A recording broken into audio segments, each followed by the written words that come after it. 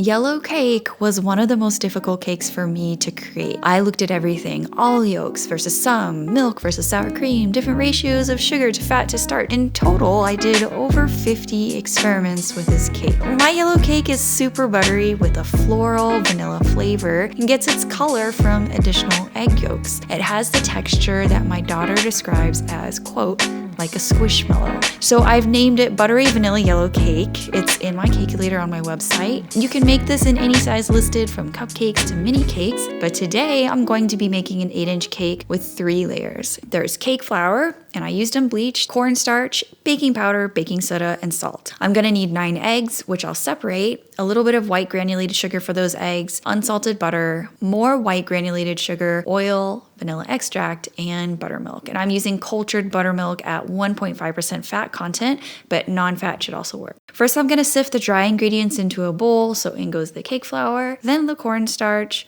and then the baking powder, baking soda, and salt. And I'm gonna give that a good whisk for about 30 seconds to make sure that the leavening agents are properly distributed. So I use unbleached cake flour for no other reason other than the fact that I like the taste. Actually, it's that I dislike the taste of bleached flours. Some people really like it, but it's kind of got a metallic taste to me. If you do use bleached flour, it will give you a finer crumb and paler cake, and that's usually more apparent in white cakes. Okay, now I'm going to separate the eggs, and this recipe uses more yolks than whites. Precisely, I'll need 9 yolks and 3 whites. So I'll put all the yolks into a small bowl, 3 whites into another bowl, and the leftover 6 whites for something else. First up in the mixer is my egg whites. I'm going to make a meringue, which is technically egg whites plus sugar. We're going to fold them in at the very end. So in my clean bowl, I'm using the whisk attachment. I'm going to let this go on medium-high speed until it kind of looks like shaving cream. Then take that smaller amount of white granulated sugar and pour in about 1 teaspoon at a time. Let it run for about 5 seconds. So 1, 2, 3, 4, 5. Then add in another small amount.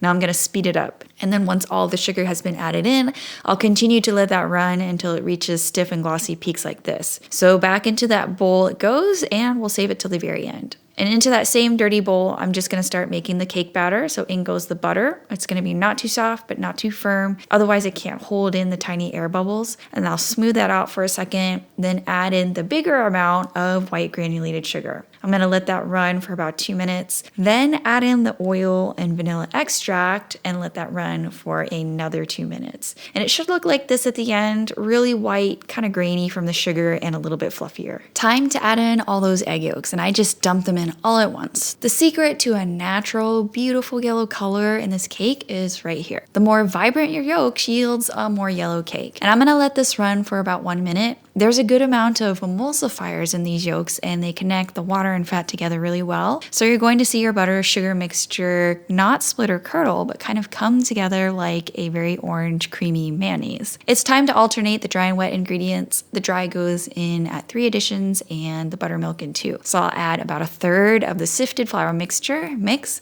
then scrape with my spatula.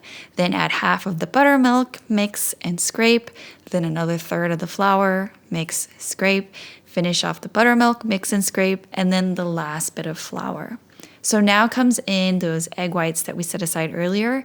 I'm going to do this part manually with a spatula. I'll take the first third and fold it in. This is usually the hardest part to integrate, so if you need to stir it, that's okay. Then try to fold in the other 2/3. And once you can't see any streaks of white, it's finished. These are going into 3 8-inch pans, and I'm going to weigh my batter so I know exactly how much to put in each pan because I'm kind of crazy about that sort of stuff. It's about 500 grams, but you can eyeball it. My pans have parchment liners on their bottoms, and the sides are buttered and floured. And this is a thick batter because of the buttermilk. So once I get them into the pans, I spread out the batter so that it's nice and even, then give it about 3 or 4 hard taps on the counter, and that's gonna remove any really huge air pockets. These go into an oven that's been preheated to 350 for 30 to 35 minutes. When they're done, a skewer will come out with just a few crumbs attached. It should feel slightly bouncy when you put your fingers on the top of the cake. And if you have a thermometer thermometer, the internal temperature can be anywhere between 200 or 212 Fahrenheit. I let these cool for about 10 minutes and they are still very warm when I do this. I turn them out, then cut off their tops because I like to take a peek to make sure everything looks good. Wrap them in plastic and set them aside on the counter until I'm ready to use them. And you can do this for a couple days actually. To make this cake, I use my Swiss meringue buttercream flavored with salted caramel for the middle of the cake and the crumb coat. I initially, when I was making this cake, I was like, oh, I don't have enough frosting and this looks too thin. It's not gonna be pretty when I try to take a picture for my thumbnail. The caramel version of this frosting is actually really sweet. So in retrospect, it was good to not do it too thick. On the outside, I used a chocolate Swiss meringue buttercream. And I have a video for both of these recipes and I'll link it down below this video. To decorate the cake, I used a Wilton 2D tip to pipe these little kind of like drop flowers